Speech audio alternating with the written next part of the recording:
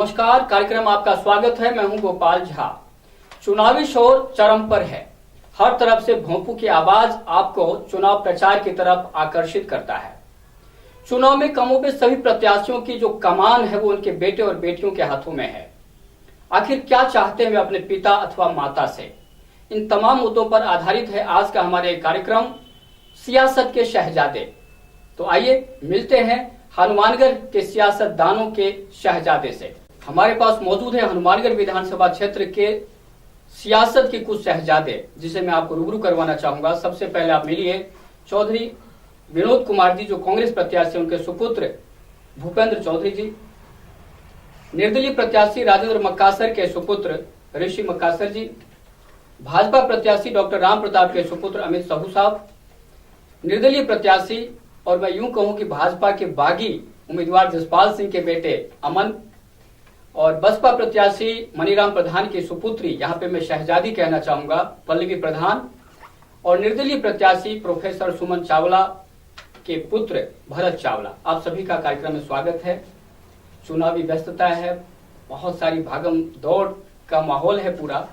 हम आपसे यही जानना चाहेंगे सबसे पहले भूपेंद्र जी, कि जिस तरह चुनाव प्रचार तेज है, आप लोग पूरी तरह सक्रिय हैं, अपने पिता को जिताने के लिए भरपूर कोशिश कर रहे हैं, कितने आप आश्वस्त हैं जीत को लेकर? बिल्कुल आश्वस्त है। कांग्रेस बड़ी मजबूती से चुनाव में डटी हुई है। हमारे कार्यकर्ता मजबूती से लगे हुए हैं। शहर में, गांव में, ढाणी में, एक घड़ी घड़ी में हमारे कार्यकर्ता पहुंचे हैं। जीत के प्रति हम पूरे आश्वस्त हैं। हम जीतेंगे, ये गारंटीड है। नहीं, जीत का आधार क्या होगा? जो विकास कर, जितने भी प्रत्याशी मैदान में है सब जीतने के लिए आए हैं, लेकिन जीत का आधार क्या मानते हैं आप? किस तरह का रिस्पॉन्स मिल रहा है आपको? जीतने का आधार जो विकास कार्य करवाए हैं कांग्रेस सरकार ने पिछले 5 वर्षों में, मंत्री जी ने विशेष तौर पर हनुमानगढ़ विधानसभा क्षेत्र में जो विकास कार्य करे अभूतपूर्व रहे हैं। और कोई भी जो कार्य उन्होंने अधूरा नहीं छोड़ा, चाहे वो एमएलए लैंड फंड देने हो गाँवों में, चाहे शहर के विकास की बात हो, चहुमुखी विकास करवाया है। वही आधार है जिसकी वजह से आज जन समर्थन मिल रहा है भारी कांग्रेस को। ठीक है। और सभी लोग ये मान रहे हैं, जो हम जाते हैं वार्डों में, लोगों ये गांवों में लोग कह रहे हैं कि कांग्रेस सरकार विकास करवाए हैं। और लोग ये भी कह रहे हैं जो कल्याणकारी नीतियां अशोक गहलोत जी ने जो लागू की हैं, वो आज तक इतिहास उसके गवाह है कि ऐसी नीतियां पहले कभी नहीं लागू हुई, और लोग उसकी सराहना कर रहे हैं। जी, यही सवाल ऋषि मक्कासर जी आपसे है कि आपके पापा निर्दलीय प्रत्याशी हैं राजेंद्र मक्कासर जी, आप भी जा रहे हैं पब्लिक के बीच में, क्या रिस्पांस मिला और कितने आसानित हैं आपकी जीत मिलेगी आपको? सबसे पहले तो मैं ये कहना चाहूंगा कि जीत चुनाव की अलग चीज है, हम लोगों के दिल में जीत चुके हैं। ठीक है। लोगों की भावना जो है बहुत अच्छी है। दोनों प्रत्याशियों से 10-10 साल का कार्यकाल देख लिया, चाहे वो भाजपा का कार्यकाल हो चाहे वो कांग्रेस का कार्यकाल हो, दोनों से लोग पीड़ित है। कॉमरेड शोकत सिंह को वो याद कर रहे हैं। आज भी मैं जहां भी जाता हूं लोग बड़े गले से लगाते हैं और कहते हैं कि उनको याद करके कि शायद आज कॉमरेड शोकत सिंह होता तो इस जगह की, ये शहर की ये हालत नहीं होती जो आज दुर्दशा हो रखी है। जी, यानी कुल मिलाकर ये है कि शोकत सिंह जी के नाम पर वोट मिलेंगे आपको, ऐसा आपको लगता है? बिल्कुल बिल्कुल, कॉमरेड शोकत सिंह के नाम पे ही हम चुनाव लड़ रहे हैं, और कॉमरेड शोकत सिंह के जो अधूरे सपने हैं उनको पूरा करने की कोशिश करेंगे हम भी। अमित जी, आपके लिए भी यही सवाल है। आपके पिता डॉक्टर राम प्रताप जी मंत्री भी रहे, विधायक रहे यहाँ से, और आज कमान आपके हाथ में है, आप लोग जनसंपर्क करते हैं, क्या रिस्पॉन्स मिल रहा है और सफलता को लेकर कितने आप उम्मीद है आपको? लोगों का हमें भरपूर स्नेह, प्यार और समर्थन मिल रहा है, और जीत के प्रति लोगों के प्रेम और स्नेह को देखते हुए जीत के प्रति हम पूर्ण रूप से आश्वस्त हैं। डॉक्टर राम प्रताप जी के जो 93 से लेके 2003 तक जो उन्होंने अपने कार्यकाल के दौरान काम करवाए, उसके बाद में वसुंधरा जी के टाइम में जब वो नहर बोर्ड के चेयरमैन थे, उस टाइम भी जो उन्होंने हनुमानगढ़ में विकास करवाए, और उसके बाद में जो पिछले 5 सालों से हनुमानगढ़ में जो विकास कार्यों पर जो रोक लगी थी एक तरह से, या जो उस टाइम में जो जितने विकास कार्य हुए थे उनको पूरा भी नहीं करवा पाए। जैसे फतेहगढ़ माइनर है, उसमें पानी शुरू नहीं करवा पाए, और भी कई योजनाएं हैं जिनको एक तरह से ठप कर दिया गया। उसकी वजह से लोगों में भारी आक्रोश है, और लोगों की उम्मीद सिर्फ और सिर्फ डॉक्टर राम प्रताप जी हैं, जो इन कामों को दोबारा शुरू कराएंगे और शहर को एक विकास की दृष्टि से बहुत आगे लेके जाएंगे। इसलिए उन लोगों का हमें भरपूर स्नेह और प्यार मिल रहा है, इसीलिए मैं पूरा जीत के प्रति आश्वस्त हूँ। जी अमन, यही सवाल आपके लिए है कि आपके पिता भी 90 से लगातार चुनाव लड़ रहे हैं, इस बार भी आप चुनाव मैदान में, इस बार बागी है वो भाजपा के, आपको क्या लगता है जीत को लेकर कितने आश्वानित हैं आप? जीत के लिए तो बिल्कुल आश्वस्त हैं, और हमारा जो आधार है, जो हम लोगों में जा रहे हैं, हर जगह कहीं ना कहीं किसी का विरोध होता है। जसपाल सिंह जी का कहीं विरोध नहीं है। सबसे बड़ी हमारी जो बात है कि नेताजी ईमानदार हैं, उन्होंने अपना चेयरमैनी के टाइम में सौदती जो हैं हमारे माता जी, उन्होंने सबने मिलकर पूरे ईमानदारी से काम किया। जो भ्रष्टाचार वगैरह सब चल रहा था, कमीशन खोरी है, ये सब है, उसको बंद किया। आज एक भी आदमी अगर आरोप लगा दे कि जसपाल सिंह जी ने एक पैसा कहीं लिया है, तो हम वादा करते हैं, आपसे दावा करते हैं, जसपाल सिंह जी चुनाव नहीं लड़े। ठीक, सबसे बड़ी ईमानदारी। दूसरी बात कि जैसे कच्ची बस्तियां थी, सुरेशिया है, कुंजा है, रूपनगर है, इन जगह पे आप जाके देखिए काम हुए हैं, सड़कें बनी हैं, सीवरेज जो सोच नहीं सकते थे 10 साल 15 साल तक कि सुरेशिया, आज 20 साल हो गए बसे को, 14 15 20 साल, वहां कभी किसी ने ध्यान नहीं दिया। चेयरमैन आए, मेंबर आए, कभी किसी ने एक ट्राली तक मिट्टी नहीं गिराई। वहां सड़कें हैं, सीसी सड़कें हैं। और सबसे बड़ी बात कि हमने, नेता जी ने कभी ये नहीं देखा कि फलाना कौन है, वार्ड मेंबर कौन है, काम कराए, क्योंकि लोगों ने जिताया था चेयरमैनी में, किसी मेंबर के थ्रू नहीं जीते थे, सब लोगों ने समर्थन से जीते थे, इसलिए सबका काम किया गया।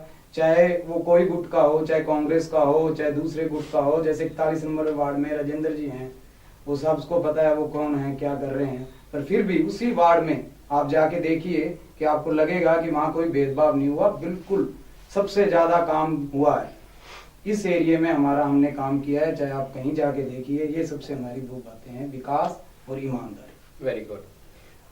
पल्लवी, आपके पिता बसपा प्रत्याशी हैं, आप लगातार जनसंपर्क कर रही हैं, सुबह से शाम तक आप भी जाती हैं पब्लिक के बीच में, क्या रिस्पॉन्स मिल रहा है आपको?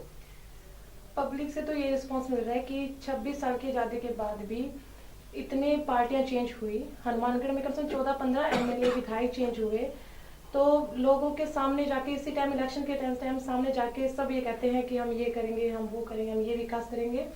इलेक्शन हो जाते हैं, विधायक भी बन जाते हैं, मंत्री भी बन जाते हैं, लेकिन लोगों में जाकर वापस नहीं जाते। और लोगों की समस्याएं आज भी वहीं की वहीं है, जो मंत्री वादे करते हैं लोगों से, और आज भी समस्या वही भी है। मैं जिन जिन वार्डों में गई, कहाँ पानी भरा हुआ है, सब यही कहते हैं कि हमने बीजेपी वाले भी आके हमसे वादे करते हैं, कांग्रेस वाले भी हमसे आके वादे करते हैं, लेकिन दोबारा जीतने के बाद हमारे वो बीच में भी नहीं आते। कहीं पे उनकी सड़कें खराब है, कहीं पे उनकी पानी जो नालियों से निकल के पानी उनकी सड़कों में आता है कि चलना मुश्किल हो जाता है।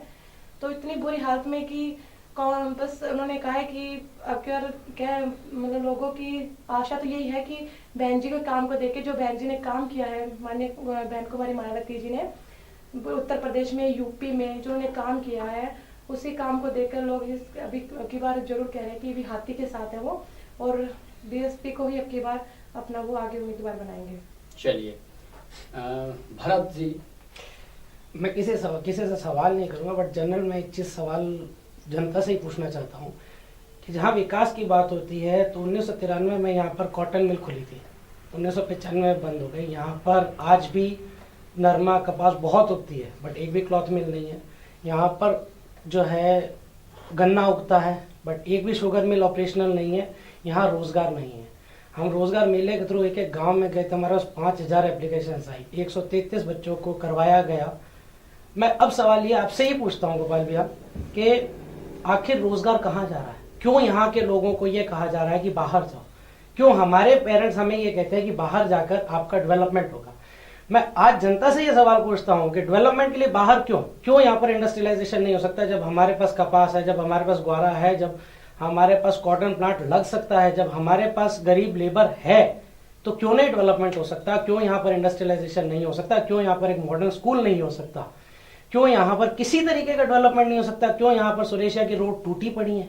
आज भी सुरेशिया के अंदर 2 नंबर वार्ड से चले जाओ, 15 नंबर तक सड़कें टूटी हुई हैं। जिस दिन बारिश आई थी उस दिन मिट्टी 5 ट्राली यहाँ से भिजवाई गई थी, स्पेशली खुद के खर्चे पे, कि वहां पर लोग गिरे नहीं। पूरी रोड 8 फुट की ऊंची कर रखी थी और सारी की सारी के अंदर नाला 10 फुट का नाला था।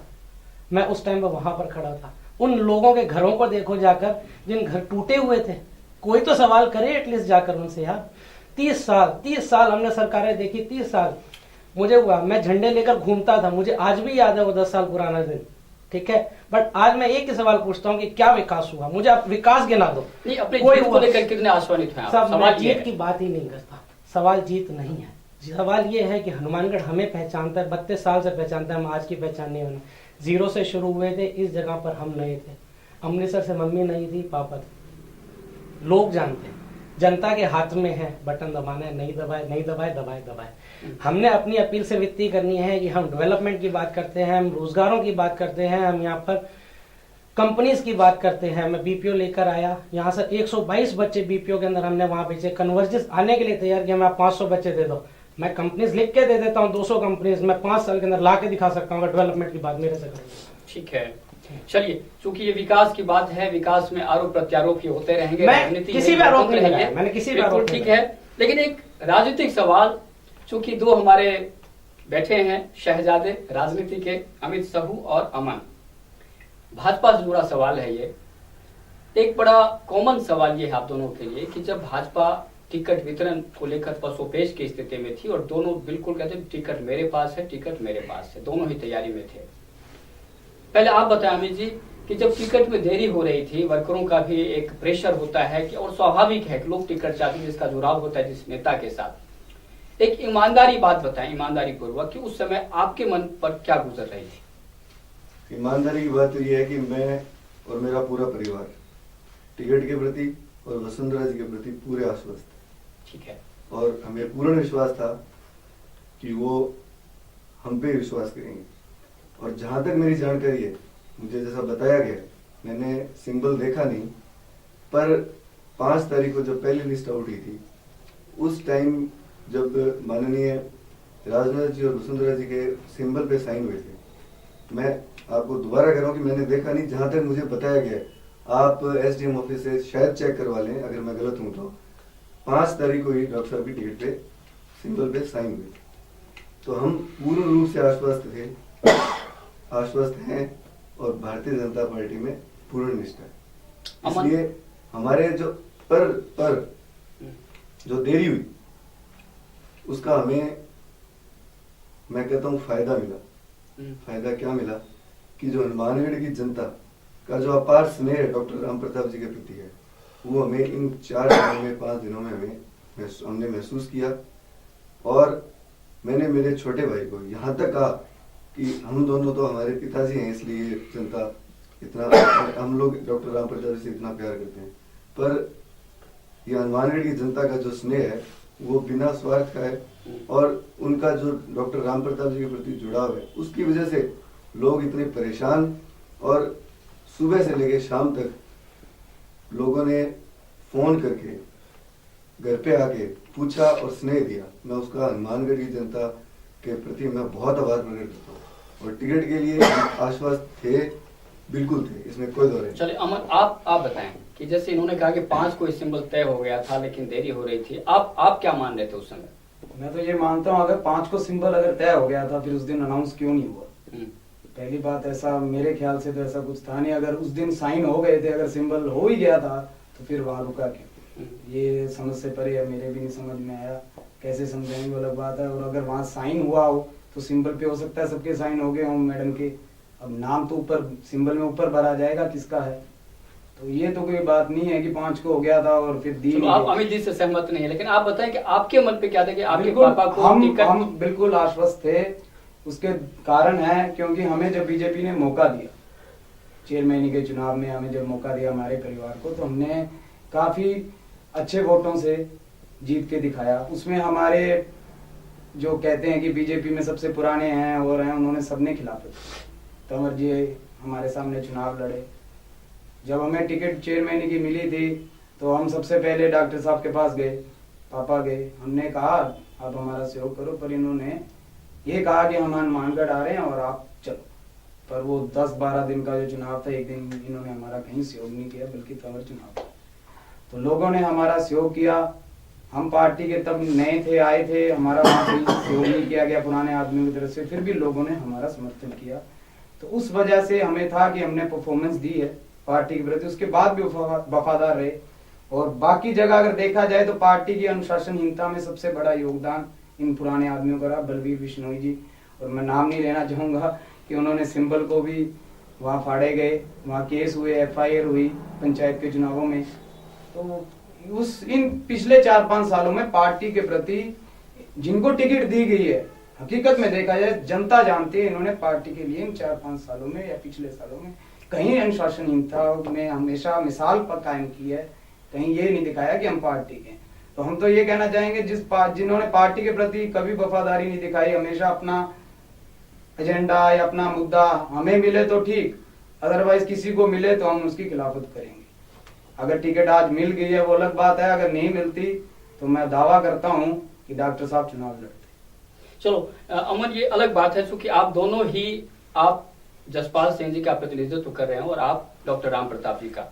एक सवाल, हालांकि इसका अधिकृत जवाब हम उन दोनों नेताओं से लेंगे, लेकिन जैसा कि अभी जो इस कार्यक्रम में एक आरोप लगा दिया है कि चूंकि डॉक्टर साहब ने कभी पार्टी को सहयोग नहीं किया जब नगर परिषद चुनाव सभापति को लेकर, आप क्या कहना चाहेंगे? डॉक्टर राम प्रताप जी ना ही तो किसी पद पे थे, ना ही कोई पार्टी के पदाधिकारी थे, वो एक भारतीय जनता पार्टी के छोटे से कार्यकर्ता थे। और हम उसी तौर पे आज भी कायम है उस बात पे। और जैसे मेरे छोटे भाई ने कहा है कि डॉक्टर राम प्रताप जी चुनाव लड़ते, वो भविष्य की बात है, पर वर्तमान ये है कि ये चुनाव लड़ रहे हैं और आपके सामने, इससे ज्यादा मैं क्या कहूँ। यानी यही कह रहे हैं कि जैसे को तैसा, इनका तो ये है कि उन्होंने मेरे साथ ऐसा किया और आज हम जवाब दे रहे हैं। हमने हमारे पूरे परिवार ने, डॉक्टर राम प्रताप जी ने नगर परिषद के चुनाव में कहीं भी, आपकी नजरों से तो कोई छुप नहीं सकता, कहीं भी एक पार्टी के खिलाफ बिल्कुल जी। और अगर बिश्नोई जी को और ये अमर सिंह जी को 6 साल के लिए निष्कासित किया गया था इसी पार्टी में, और आज वो बलवीर बिश्नोई जी पार्टी के विधानसभा प्रभारी हैं। तो ये सवाल पार्टी के प्रदेश सवाल, देखिए सवाल निष्कासन का तो ये है, कई बार हम चर्चा करते हैं, निष्कासन तो ये है कि चुनावी हथियार है जिसके पास ताकत है, निष्कासन आज नहीं तो कल होता है, वो अलग मैटर है। जनता जानती है इनके पूरे ग्रुप ने, तंवर जी इनके साथ हैं, हमेशा थे, पहले भी हैं, आज भी हैं, इसमें कोई किंतु परंतु नहीं है। इनके सारे ग्रुप ने पूरा जोर लगाया तंवर जी को चुनाव में। मैं बात कर रहा हूँ, भारतीय जनता पार्टी में कोई ग्रुप नहीं, भारतीय जनता पार्टी एक है। चलिए, तो कहाँ थी वो? इस भाजपा की राजनीति से इस कार्यक्रम को थोड़ा सा उबार कर हम हनुमानगढ़ विधानसभा क्षेत्र में आ जाते हैं। सबसे पहले भूपेंद्र जी, काफी देर से आप सुन रहे हैं, सबको विकास की बात हो रही है, आपने विकास के दावे किए, लेकिन कुछ जो आपके प्रतिद्वंदी साथी हैं राजनीतिक रूप से, उन्होंने कहा कि बिल्कुल विकास नहीं हुआ। जैसा अमित जी का भी सीधा आरोप था, ऋषि मकासर जी का आरोप था, कमोबेश सबने यही आरोप लिया कि विकास नहीं हुआ 10 साल में। क्या कहना चाहेंगे आप? नहीं, बिल्कुल विकास हुआ है। ये तो विरोधी तो यही कहेंगे, वो तो ये थोड़ी कहेंगे। अगर वो हमारे पक्ष की बात करने लगे तो विरोधी क्या हुए तो वो तो यही कहेंगे विकास हुआ है। यहाँ पर कॉलेज नहीं था, सर कॉलेज बना है सरकारी, सीवरेज का काम पूरा हो गया है, हर एक गाँवों में और में जाके देखो, राजीव गांधी केंद्र बने हैं गाँवों में, और विकास हुआ है। कोई जगह ही नहीं, कोई ऐसा कोई क्षेत्र ही नहीं है जहाँ विकास ना हुआ हो। वहां पर सरकार ने लोगों को, जो लोगों की डिमांड थी गाँवों में, कहीं भी कोई बात आई आगे तो सरकार उस पर तत्पर काम किया है। कभी कोई क्षेत्र मेरे को बताए तो सही भी कहा नहीं हुआ विकास, चाहे हर एक क्षेत्र में गवर्नमेंट ने विकास की बात रखी है और हुआ है विकास। चलिए ऋषि जी, ये बताएं कि आप जब पब्लिक में जाते हैं तो मुद्दे क्या हैं इस बार? मुद्दे इस बार यही है कि 20 सालों से आप लगातार दोनों पार्टियों को देख रहे हैं। भाई भाजपा कहती है हमने जिला बनाया, पर ऐसा जिला बनाया जिसको आपने पैदा करते ही भ्रूण हत्या कर दी, जो जिला मतलब अपंग हो गया। ऐसा जिला चाहिए था लोगों को। और कांग्रेस कहती है हमने विकास किया, ये विकास किया जो विधानसभा में जाके 3 बार बोलते हैं खाली। तो ऐसा विकास और ऐसा जिला यहाँ की जनता को नहीं चाहिए। जो विकास और जो काम, जो लड़ाइयां कॉमरेड छोटू सिंह ने लड़ी थी सुरेसिया बसाने के लिए, खुंजा बसाने के लिए, आज कच्ची बस्तियां देखो, हनुमानगढ़ की कच्ची बस्ती सबसे ज्यादा है। सबसे बड़ा हनुमानगढ़ जिला मानता हूं मैं, जो पूरे राजस्थान में सबसे बड़ी कच्ची बस्ती वाला जिला है, जिसको बसाने के अंदर कॉमरेड छोटू सिंह ने अपना खून पसीना एक कर दिया था। उसने कभी संख्या बल पे ध्यान नहीं दिया, अकेला जाके। तो कच्ची बस्ती में तो सड़कें बहुत बढ़िया बनी हुई है, और जो प्रो है, जो बनी हुई है, जो आदमी गवर्नमेंट में, वो क्या बोले, वो तो काम करेगा, वो बोलेगा क्या बोलेगा वो वो काम करके दिखाया अपने विधानसभा में, क्या बोलेंगे। वो तो गवर्नमेंट विधानसभा विपक्ष के बोलने के लिए वहाँ होती है, वहाँ अपनी बात रखने के लिए होती वहाँ है। तो विपक्ष वाली बात रखते हैं, गवर्नमेंट तो काम करती है, वो तो विपक्ष पूछेंगे। सत्ता पक्ष का काम तो काम करना है, बोलना थोड़ी है। विपक्ष का काम बोलना, कुछ समस्या तो बोले हमारी, तो समस्याओं का हल कहाँ किया है? मुझे एक भी बता दे। सारी यहाँ पे ये कहते हैं सीवरेज हम लाए, मैं कहता हूँ ये भ्रष्टाचार कौन लाया? मुझे इसका जवाब दे दो। दोनों पार्टियां की प्रत्याशी के बेटे बैठे हैं, दोनों कहते हैं सीवरेज हमला है। मैं पूछता हूँ ये कब्र कौन लाया है हनुमानगढ़ की? ये 4 लाइन जो खोली है, ये 4 लाइन है, ये सारा भ्रष्टाचार की 4 लाइन है, सारी की सारी आपके सामने है। कैसे इस पे ऊपर जो टोल नाकों से इसको भेद रखा है सारे हनुमानगढ़ जिले को, बाहर निकलने की जगह नहीं है, बिना पैसे दे आप जिले से बाहर नहीं निकल सकते। अमित जी, यहाँ पे एक मिनट भूपेंद्र जी, हम आपको रोकेंगे कि जैसे इन्होंने कहा कि हनुमानगढ़ जिला बना दिया लेकिन भ्रूण हत्या कर दिया विकास को लेकर। चूंकि हनुमानगढ़ जिला भैरव सिंह जी की सरकार ने बनाई थी, उस समय आपके पिताजी मंत्री भी बने थे। ये सीधा आरोप आपके पापा पर जाता है कि भ्रूण हत्या कैसे हुआ। ये तो बेटर ही बता पाएंगे, क्योंकि उसके बाद में जिला प्रमुख इनके फादर भी रहे हैं। देखो, इन्होंने उस टाइम भ्रूण हत्या हुई या नहीं हुई, क्योंकि जब जिला बना उसके बाद में जिले का स्वरूप देने के लिए जो योजनाएं आई, उन योजनाओं को लाने के लिए पूरा प्रयास किया। जिला बनने के बाद में काफी कम समय था, 2-2.5 साल का समय था।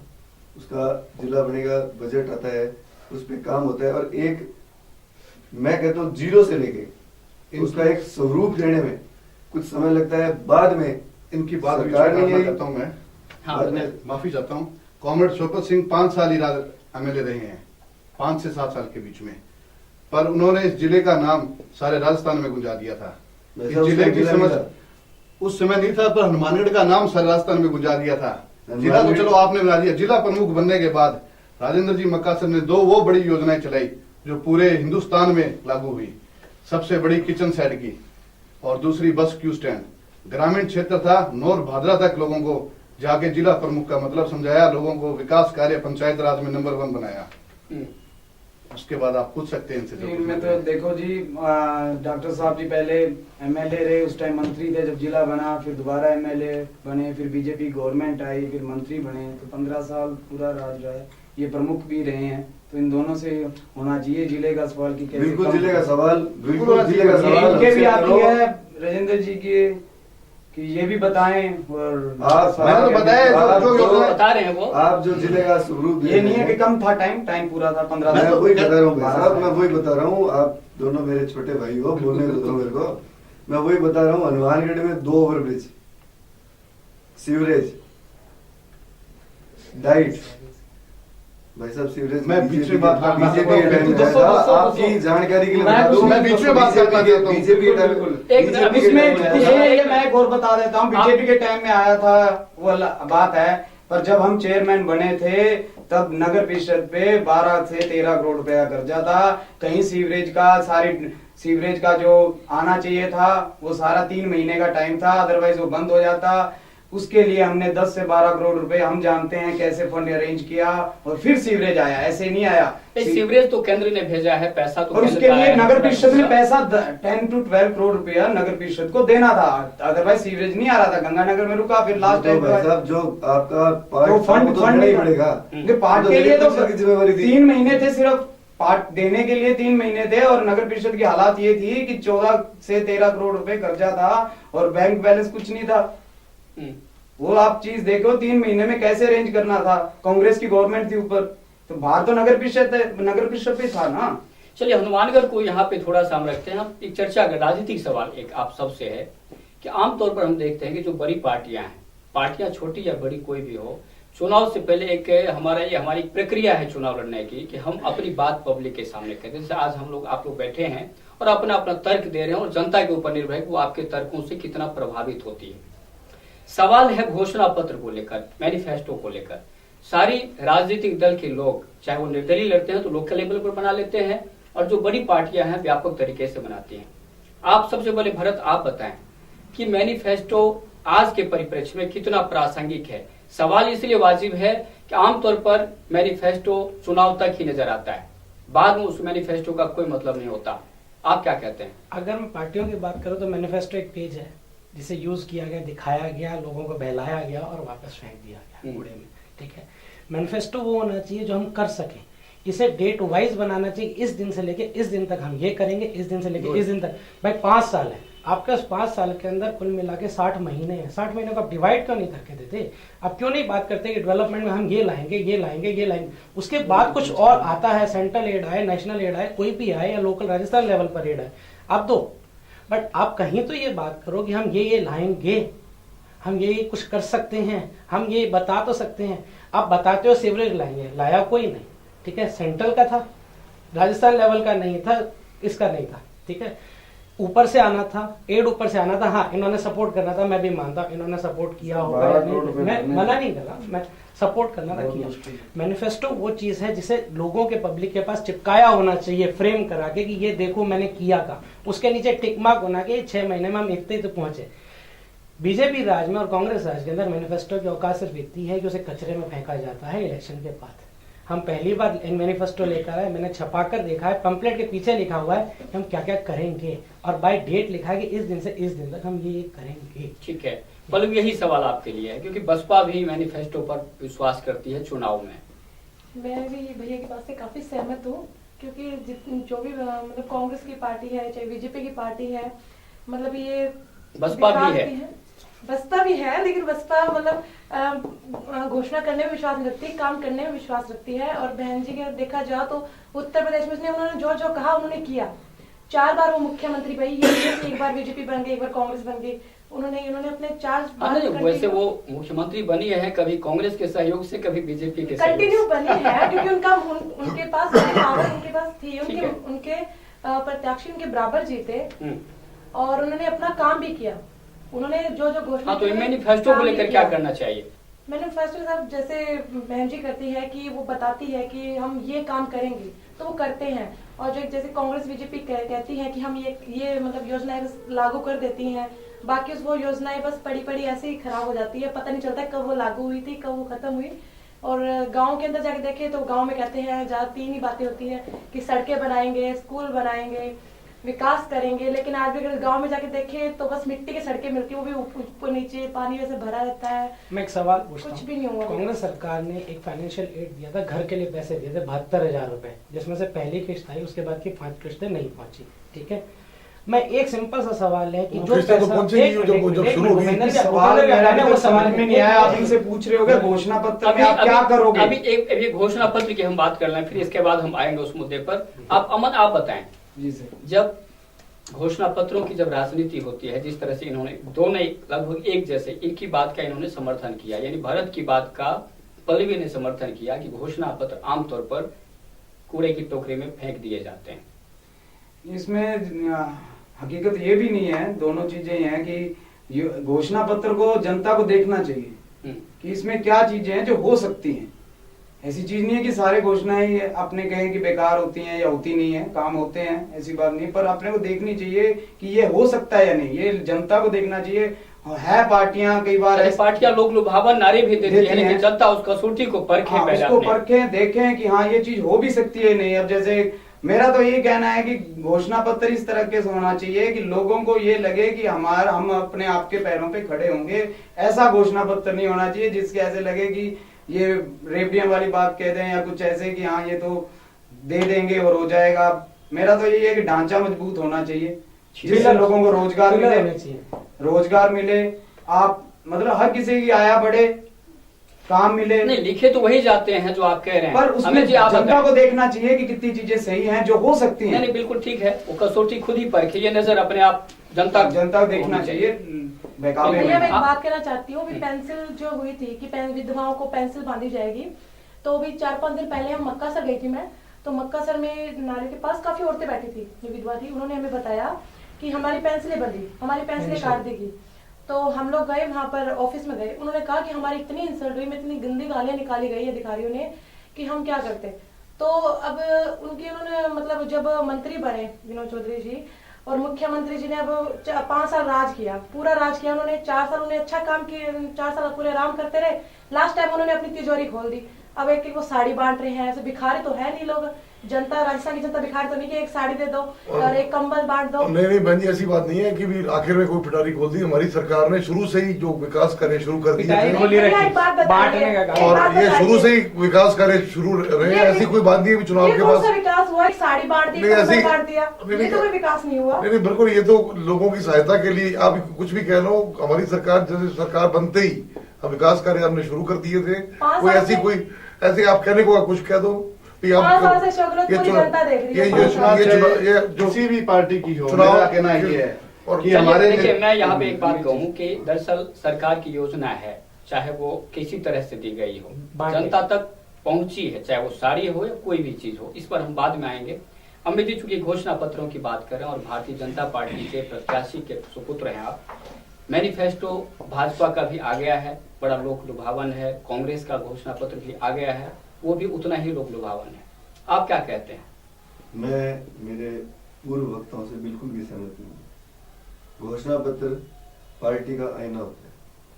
पार्टी, चाहे कोई भी पार्टी हो, वो क्या करेगी, क्या करना चाहती है और क्या किया है, ये उसमें वो दिखाने की, लोगों को दिखाने की कोशिश करते हैं। जहां तक भारतीय जनता पार्टी की बात है, भारतीय जनता पार्टी ने अपने जो घोषणा पत्र है उनमें जो जो घोषणाएं की थी पहले, उनमें मैं ये नहीं कहता कि 100 की 100% पूरी हुई है, पर लगभग उन योजनाओं पर कार्य किया गया है, उन योजनाओं को क्रियान्वित किया गया है और कोशिश की गई है कि वो घोषणाएं जो घोषणा पत्र में लिखी गई थी, लोगों के विश्वास को कायम करने के लिए, उनको पूरा।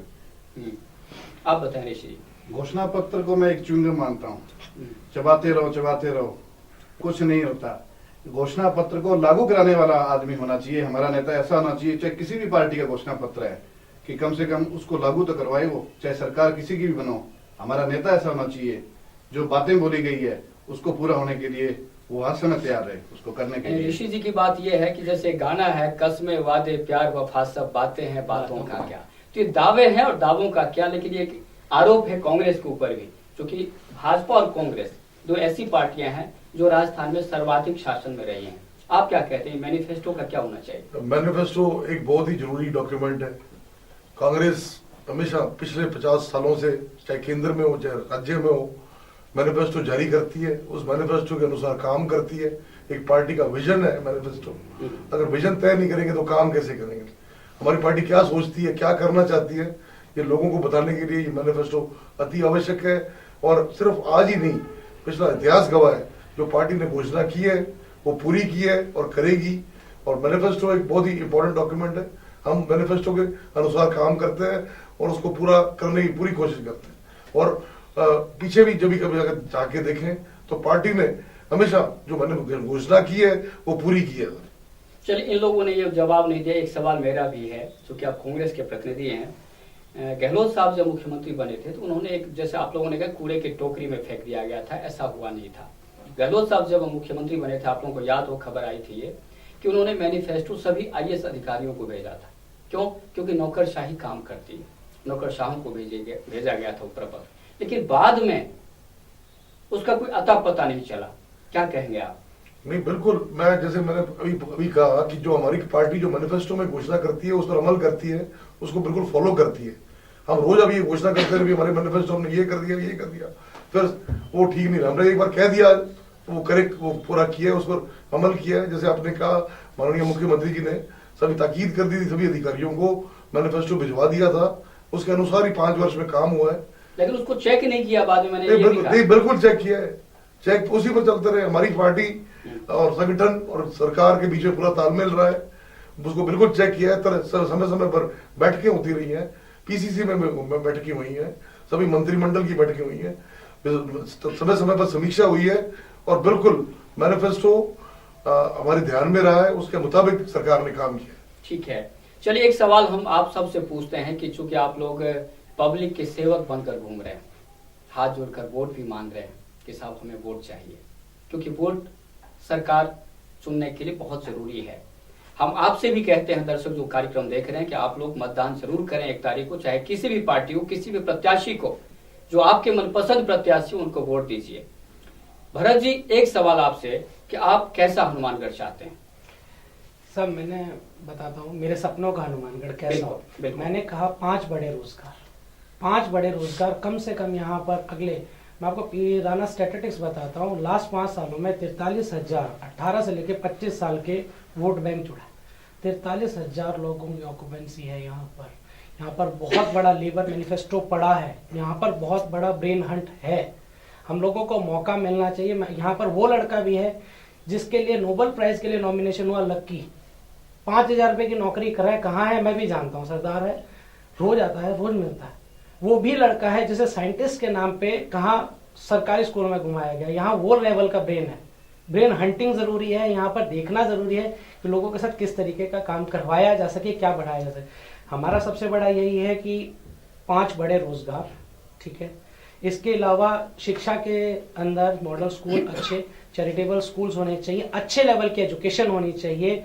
कृषि प्रधान जो है हनुमानगढ़ है, तो इसलिए agriculture university, agriculture college at least होना चाहिए, जो इन्होंने बोला भी था। आज से पहले वालों ने बोला, मैं ये नहीं कहता, किसी के ऊपर कमेंट नहीं करता, बट आज से पहले वालों ने बोला था, कागजों में मैनिफेस्टो में बड़े बड़े अक्षरों के अंदर लिखा आया था, बोल्ड लेटर्स के अंदर, कि कांग्रेस विश्वविद्यालय यहाँ बनाया जाएगा, बट आज तक उसका कोई अनुमानित नहीं है, ठीक है।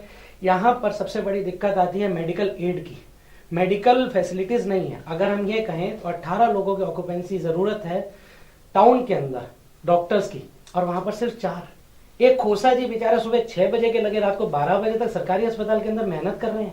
कभी उनसे जाकर पूछे कि बाकी 14 लोग क्यों नहीं है? जब सरकार तनख्वाह भी दे रही है, सब कुछ दे रही है, तो कहाँ है? क्यों नहीं भरे जा रहे, क्यों नहीं फिलिंग हो रही? यहाँ पर नोहर में एक्सीडेंट हुआ, कहाँ भेजा गया? बाहर रेफर, ठीक है। यहाँ रावलसर रोड पर एक्सीडेंट हुआ, 14 लोगों में से 3 लोगों को मम्मी कार में बिठाकर लेकर आई, 11 लोगों को मैं एम्बुलेंस में उठा कर लाया, 2 गाड़ियां खत्म हो गई वहां पर।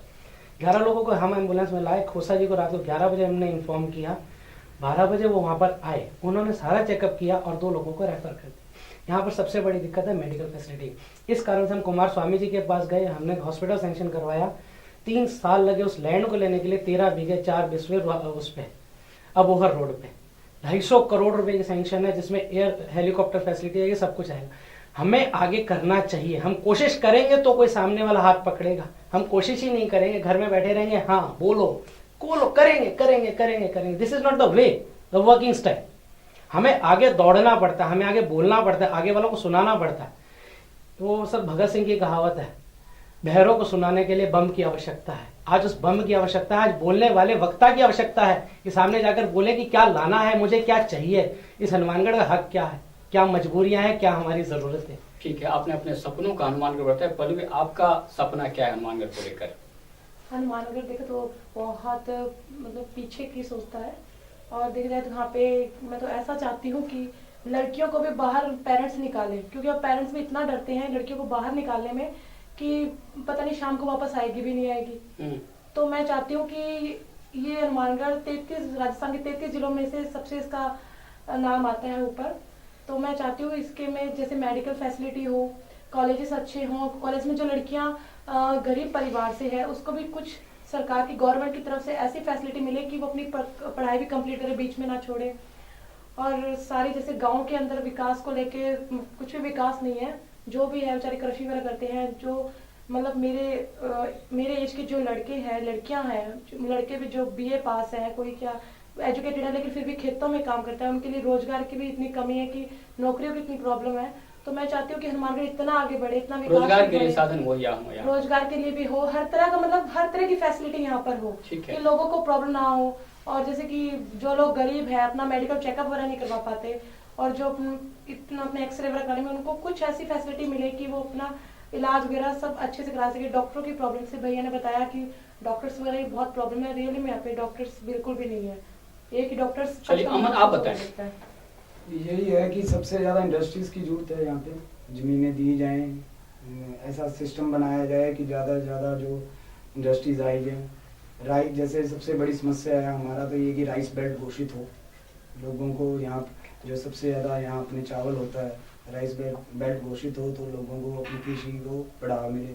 कृषि विश्वविद्यालय है वो आना चाहिए। जैसे इन्होंने कुमार स्वामी जी वाला हॉस्पिटल वाली बात है, तो उसमें आरोप लगते हैं इतना टाइम वो जमीन नगर परिषद ने ही दी है। 3.5 साल लगे सर। वो तो बातें हैं। नहीं, जो मैं आरोप इनके ऊपर तो कमेंट लगते नहीं हैं। कर रहा, बहुत जोर लगा, ऊपर तक खड़का है। चलो मिल गई जमीन। हाँ, ये है कि मिल गई, जमीन इनकी दी हेल्प गई। रही है, मैं मानता हूँ। जमीन दी गई तो ऐसी कई चीजें हैं, जैसे हाउसिंग बोर्ड के लिए सस्ते दर पे घर मिले हैं, उसके लिए 200 बीघा जमीन दी गई। नगर हमने बहुत कोशिश की है, आगे अगर मौका मिलता है तो यही है, जैसे घोषणाएं तो हैं ही, कृषि विश्वविद्यालय वाली, राइस बेल्ट वाली, UIT वाली, तो ये चीजें हैं। और एक मैं वादा कर सकता हूँ जसपाल सिंह की तरफ से कि इतनी नगर परिषद में इतना बजट नहीं था, बहुत कमी थी, पैसा नहीं था, फिर भी काम कराए गए। कभी रोना नहीं रोया कि हमारे यहाँ फंड नहीं है, ये नहीं है। अगर जसपाल सिंह जी यहाँ से कभी MLA बनते हैं इस बार, तो ये वादा है कि हम कभी फंड के लिए नहीं रोएंगे, चाहे किसी की सरकार बने, कांग्रेस चाहे BJP। हमारा ये वादा है, गांव में जो सड़कों की समस्या है और जो भी समस्या है वो सारी पूरी की जाएंगी। ये नहीं कभी रोया जाएगा कि उसकी गवर्नमेंट है, इसकी। हमने कभी ये नहीं कहा कि कांग्रेस की गवर्नमेंट थी, हम BJP के हैं तो हमें फंड नहीं मिल पा रहा, या जो ये समस्याएं हैं वो है। चाहे सीवरेज के लिए 10-12 करोड़ रुपया देना था, 3 महीने में अवेलेबल करवाया यानी गया। असली सरदार बन के दिखाएंगे, सरदार यानी लीडर बन के बिल्कुल, दिखाएंगे। ऐसे रोएंगे नहीं, अमित जी दम आप से काम बताएं। करेंगे। मेरी नज़र में मेरे सपनों का हनुमानगढ़ प्रदेश में सबसे अव्वल 1 नंबर पे हो। उसके लिए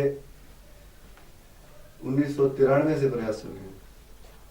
पहले जिला बनाया, उसके बाद में ओवरब्रिज, सीवरेज, डाइट, गांव में स्कूल, कॉलेज, हॉस्पिटल, और जो टाउन PG कॉलेज और जंक्शन सरस्वती कॉलेज जो उस टाइम बंद होने के कगार पे थे, उनको सरकारी सहायता 90% और 70% एड दिलवाई। इसके जैसे अनगिनत कार्य करवाए। इसके साथ साथ रोजगार उपलब्ध कराने के लिए जो टाउन क्षेत्र में कोला के पास जो रिको मंजूर करवाया और हाउसिंग बोर्ड जो मंजूर करवाया, जो कि कांग्रेस गवर्नमेंट के आते ही शायद वो ठंडे बस्ते में चला गया।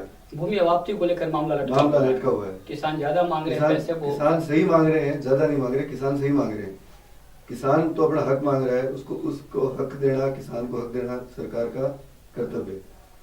इसके साथ साथ जो फतेहगढ़ माइनर है, जो एक मेरे हिसाब से कोला, रामसरा, किशनपुरा 5-7 गांव के लिए एक जीवन रेखा के समान है। वो एक जो अन्याय हो रहा है पिछले 5 साल से, वो नहर बन के तैयार है और वो पानी की बजाय मिट्टी और घास से भरी पड़ी है। उसको दोबारा शुरू कराना, जिससे कि मेरे हिसाब से पिछले 5 साल में लाखों टन अनाज वहां के लोग ले सकते थे, उनकी आय बढ़ सकती थी। इसके साथ साथ हनुमानगढ़ के अंदर तकनीकी शिक्षा को बढ़ावा देने के लिए प्रयास करेंगे और टाउन के अंदर जो दशहरा ग्राउंड, एक टाउन की बहुत अति आवश्यकता वाली चीज है, टाउन के लिए दशहरा ग्राउंड मंजूर करवाना, जिससे कि कोई मेला या दशहरा या ऐसे कोई सार्वजनिक पर्व उसमें वो काम आए। इसके अलावा जो बाकी समय वहाँ हनुमानगढ़ की जो खेल प्रतिभाएं हैं वो उभरे, वहाँ अपना क्रिकेट या और अन्य खेल खेलें। इसके साथ साथ जो टाउन PG कॉलेज, उसका पूर्ण सरकारीकरण, मैं बात दोबारा कर रहा हूँ, पूर्ण सरकारीकरण, वो अभी आधा सरकारी हुआ है, उसका पूर्ण सरकारीकरण करना और उसका जिम्नेजियम हॉल है उसको पूरा तैयार करा के, और जो युवाओं के लिए स्वस्थ शरीर, स्वस्थ मानसिकता लाने का प्रयास करें। ठीक है सर, एक बात मैं और कहना चाहता है, जैसे ओवरब्रिज वाली बात है, तो जंक्शन में बना, टाउन में बना, 8 साल से वहाँ ओवरब्रिज बना हुआ है, कांग्रेस की गवर्नमेंट आई, BJP की है, वहाँ किसी ने लाइट के लिए नहीं देखा गया। नगर परिषद के द्वारा वहाँ 20 से 22 लाख रुपए लगा के आज वो सारी लाइटें वहाँ जग रही हैं, आप देख सकते हैं। ये काम सरकार के दे जो नगर परिषद, भारतीय जनता पार्टी के BJP, हाँ BJP नगर परिषद ने करवाए। गवर्नमेंट ने जो राज्य करवाना चाहिए था वो नगर परिषद। दूसरी चीज, जैसे ये समस्या आती है किसानों वाली, जमीन नहीं देते लोग, 8 साल से रिंग रोड अभी तक बकाया पड़ी है, गवर्नमेंट आ रही है जा रही है। चलो हम इस पे फिर करेंगे अब चर्चा। ऋषि आप बताएं। मैं तो सबसे पहले बात ये कहना चाहूंगा कि पीने का पानी जो वो हमारे हनुमानगढ़ जिले को साफ मिलना चाहिए। डॉक्टर हैं, इसलिए सबसे बिल्कुल, पहले सबसे पहले मैं नहीं चाहता कि एक कैंसर ट्रेन हनुमानगढ़ से जाने लगे जो बठिंडा से आ रही है। ठीक है, सबसे बड़ी समस्या है, जिससे हमारी आने वाली पीढ़ी, नस्लें जो खत्म हो रही है, पहले वो सही हो। पहले जीवन, जिंदगी बचाएं। जीवन सबसे पहले जरूरी है, ठीक है। बाकी विकास तो साथ साथ होगा ही होगा, उसके लिए हमें लड़ना भी पड़ेगा, चलना पड़ेगा, सब कुछ है। एग्री बेस्ड इंडस्ट्री होनी चाहिए, क्योंकि टोटली एरिया हमारा एग्री बेस्ड है। इसके ऊपर ऐसी इंडस्ट्री लगे जिसके अंदर सब लोगों को खूब रोजगार मिले। एग्री बेस्ड यूनिवर्सिटी होनी चाहिए, एग्रीकल्चर यूनिवर्सिटी कह सकते हैं जिसे, ताकि जो यहाँ के किसानों के बच्चे हैं, कॉमरेड चौपर सिंह कहते थे कि जो धरती हनुमानगढ़ की है वो स्वर्ग है, सारे हिंदुस्तान में कहीं नहीं है। जितनी पैदावार यहाँ से मिल सकती है हिंदुस्तान में और राजस्थान में कहीं नहीं मिल सकती, पर कृषि की तरफ कोई ध्यान नहीं दिया जाता। इसलिए यहाँ पे कृषि के अंदर भी एजुकेशन की इतनी जरूरत है कि यहाँ का किसान का बेटा इतना एजुकेटेड हो और वो एक अच्छे लेवल पे, जिसे कह सकते हैं न्यू टेक्निकली उसके साथ खेती को बढ़ावा दे। गोपाल जी, मैं इसी मुद्दे पे एक चीज कहना चाहूंगा। एक मिनट वर्ग, मैं चूंकि भूपेंद्र जी आपके लिए, हालांकि भरत, पल्लवी, अमन, अमित जी और ऋषि मकासर जी जो वादे किए हैं, जो ये सपना है इनका, एक चीज मैं और हमें लगता है कि वो सारे सपने आपके भी होंगे, क्योंकि इनके एक भी ऐसे सपने नहीं है जो जन विरोधी हो। बहुत अच्छे सपने हैं सारे, और वो आप भी पूरे करेंगे। इसके अलावा आप क्या चाहते हैं हनुमानगढ़ में? मेरा जो सपनों का हनुमानगढ़, मैं समझता हूँ भी और बहुत कुछ किया जा सकता है। यहाँ पर स्पोर्ट्स फैसिलिटीज और डेवलप करने की जरूरत है, स्टेडियम का विकास हो और खेल परिसर बने, ताकि युवाओं को वहाँ खेलने के लिए, जाने के लिए एक जगह हो, और साफ सुथरा हरा भरा अपना शहर हो। मच्छर की यहाँ बड़ी एक समस्या है, आवक ज्यादा है या और गंदगी ना हो, बिल्कुल जैसे चंडीगढ़ जैसे अपने प्लान अर्बन एरिया है अपने देश में, जो नया शहरों में, उस तरह का साफ सफाई हो और हरा भरा पेड़ पौधे और लगे हों शहर में। और यहाँ पर जंक्शन में हॉस्पिटल हो सरकारी, यहाँ पर आबादी बढ़ गई है। पहले अब एक हॉस्पिटल से टाउन में, जैसे यहाँ पर भी एक और नया हॉस्पिटल बने, और इंडस्ट्रियल एरिया में और इंडस्ट्री लगे। सबसे बड़ा साफ सुथरा सुंदर हरा भरा एक हनुमानगढ़ की कल्पना मैं करता हूँ। ठीक है, चलिए एक सवाल आपसे हम शुरू करते हैं। आमतौर पर इधर से करते हैं, अभी यहीं से। सवाल चुनाव को लेकर है।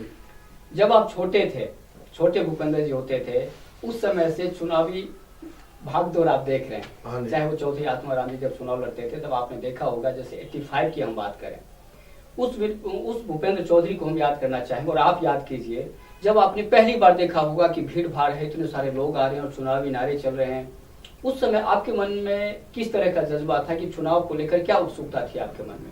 बड़ा अजीब सवाल है ये।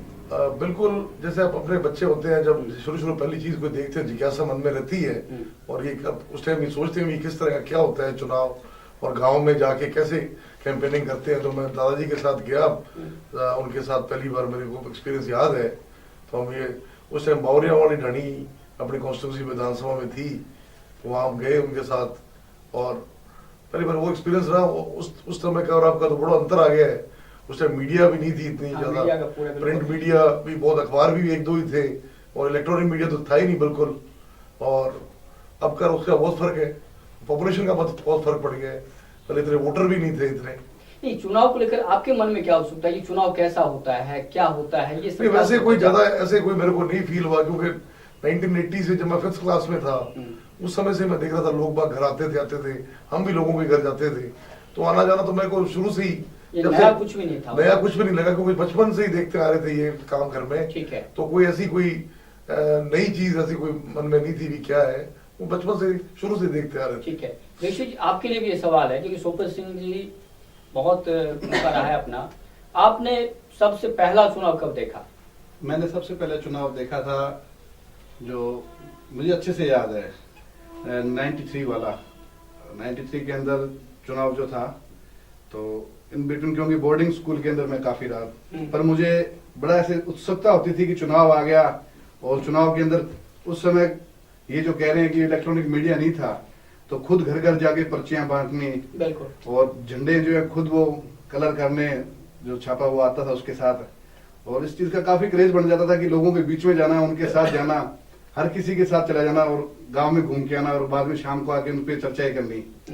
तो ये बड़ा अच्छा लगता था, लोगों से मिलना, मिलजुल के रहना, दादाजी के भाषण सुनने भीड़ में खड़े होके, वो भी पीछे। और तो वो सब चीजें बड़ा उत्साह देती थी। उस समय जो आपने चुनाव देखा और आज जो चुनाव आप फेस कर रहे हैं, उसमें अंतर कितना आया है? बहुत अंतर है। उस समय कोई जातिवाद नहीं थी किसी की जगह, चुनाव के अंदर जो सबसे बड़ी चीज है, कोई नेताओं के अंदर ऐसा भेदभाव नहीं था। अब तो नेताओं के अंदर ऐसा भेदभाव हो गया है कि अगर वो चुनाव जीते हो हारे, वो वर्कर के साथ क्या करते हैं सारी जनता जानती है। और जो ये वर्कर तो सर्वोपरि है, वर्कर हो सके तो वर्कर तो कई जगह वर्कर हिस्सा भी हुआ है, चुनाव हारे बाद जुतियां घरे छोड़ के बाजे है। चलो अमित जी, वर्कर तो सर्वोपरि है। आपने पहला चुनाव ऐसी डांट पड़ती है, ऐसा किया? जो भी महसूस होता है। मेरा परिवार कोई राजनीतिक पृष्ठभूमि से जुड़ा हुआ नहीं है। मेरे पिताजी जो पहला चुनाव 1988 में प्रधान का चुनाव लड़े थे, उस टाइम मैंने वो चुनाव एक्सपीरियंस ही नहीं। 1990 में जब निर्दलीय चुनाव लड़े, उस टाइम भी मैं सिर्फ थोड़ा बहुत लोगों से मिलता जुलता। बालिग तो हो गए थे? नहीं, 93 में मेरे को। अच्छा।